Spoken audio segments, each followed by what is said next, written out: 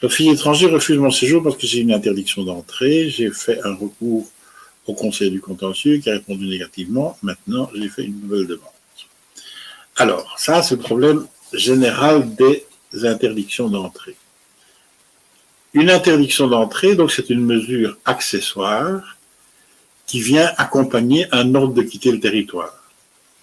Généralement, une interdiction d'entrée, ça vient accompagner un deuxième ou un troisième ordre de quitter le territoire qu'on donne à quelqu'un qui n'a pas exécuté les ordres de quitter le territoire antérieurs, ou bien alors c'est parce que la personne a été condamnée à de la prison, par exemple.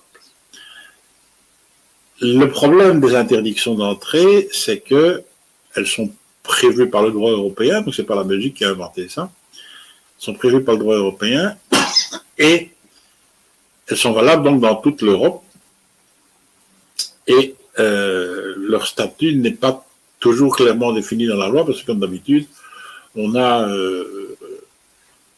introduit en droit belge la directive européenne qui réglait ce sujet, sans véritablement que la loi soit adaptée exactement.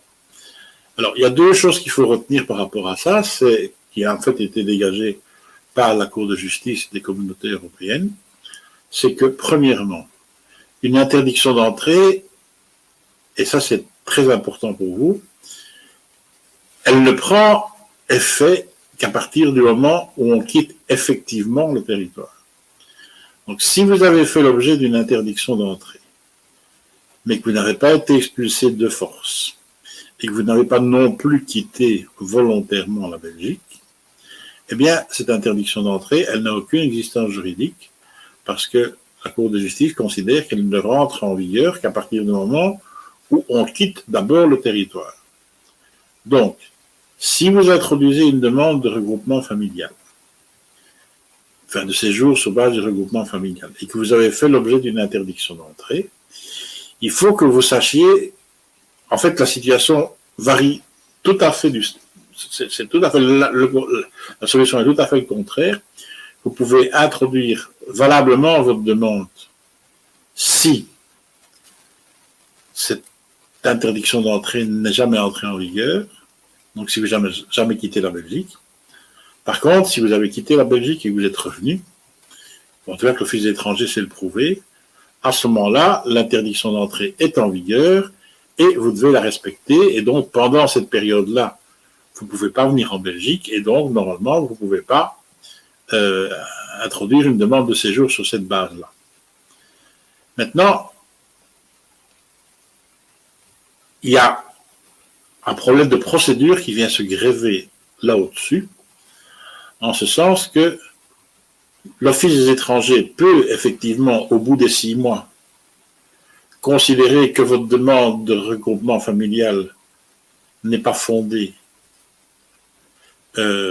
parce que vous avez une interdiction d'entrée et que donc vous étiez dans une situation où vous ne pouviez pas introduire la demande, du moins si vous avez donc votre interdiction d'entrée qui est entrée en vigueur parce que vous avez quitté la Belgique, ça ne vous empêche cependant pas d'introduire la demande. Ça veut dire que de nouveau, pour introduire la demande, la loi n'a pas prévu de conditions de recevabilité à l'introduction de la demande, donc il suffit de prouver votre identité et le lien familial, vous pouvez introduire la demande. D'ailleurs, la loi prévoit qu'il faut l'identité et le lien familial, mais les instructions de l'Office des étrangers disent même qu'il suffit simplement de prouver le lien familial, c'est tout.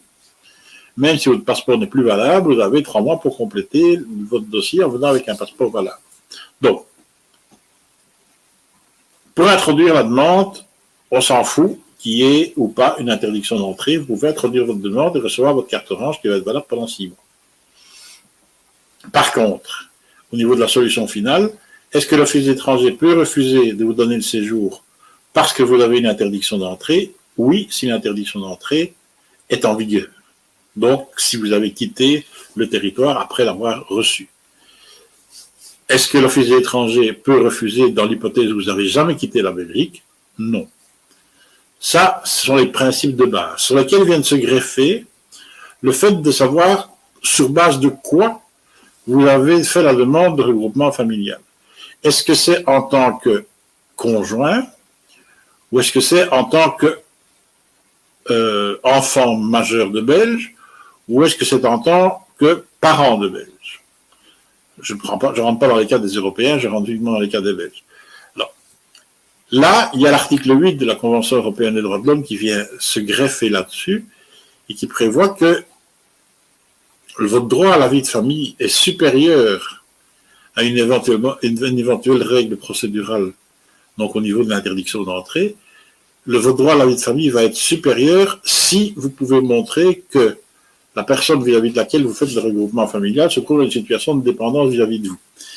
Donc, par exemple, si vous avez un enfant, vous demandez le regroupement familial par rapport à un enfant, si vous pouvez démontrer que cet enfant se trouve dans une situation de dépendance vis-à-vis de vous et que le fait pour vous de quitter la Belgique en exécutant, enfin en refusant, enfin en n'obtenant pas le regroupement familial, ça pourrait lui causer préjudice, à ce moment-là, vous pouvez obtenir le regroupement familial quand même. C'est une manière assez complexe que j'ai hyper simplifiée ici parce que on pourrait en parler pendant des heures. Ce que vous devez en retenir, c'est que, c'est pas parce que vous avez une interdiction d'entrée que vous ne pouvez pas introduire une demande. Donc vous pouvez toujours introduire une demande et toujours avoir une carte orange. Et vous pouvez le faire autant de fois que vous voulez, et donc il n'y aura pas de possibilité pour la commune de refuser d'enregistrer votre demande, et donc pas de possibilité pour l'office des étrangers non plus de vous expulser de force. Par contre, si vous ne demandez pas l'interdiction d'entrée, la levée de l'interdiction d'entrée. Donc, admettons qu'elle soit entrée en vigueur réellement parce que vous avez quitté la Belgique et que vous êtes revenu. Là, si vous ne demandez pas sa levée, en fait, le problème, c'est qu'elle ne commence à courir qu'à partir du moment où on a quitté le territoire, mais pour que le délai s'exécute, il faut être à l'étranger, pas en Belgique. Alors, on peut demander la levée, mais pour faire demander la levée, il faut aussi être à l'étranger. Donc, ces matières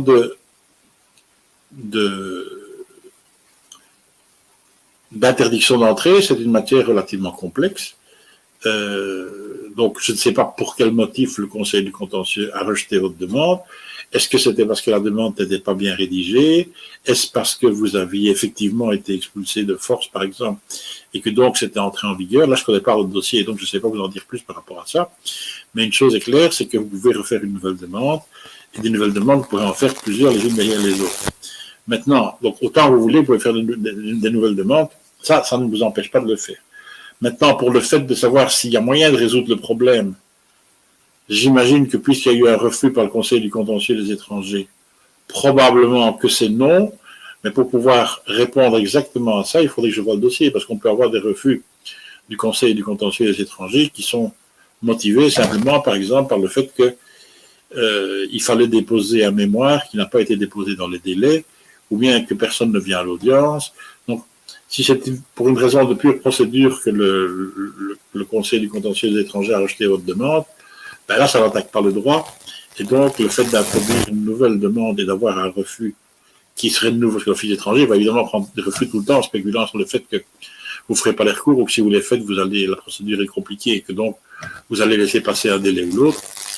Donc, pour que je puisse vous répondre plus pour le fait de savoir si est-ce que vous aurez droit à plus qu'une carte orange, là, il faut que je puisse voir votre dossier et il faut que je prenne contact avec l'office étranger pour en avoir une copie intégrale.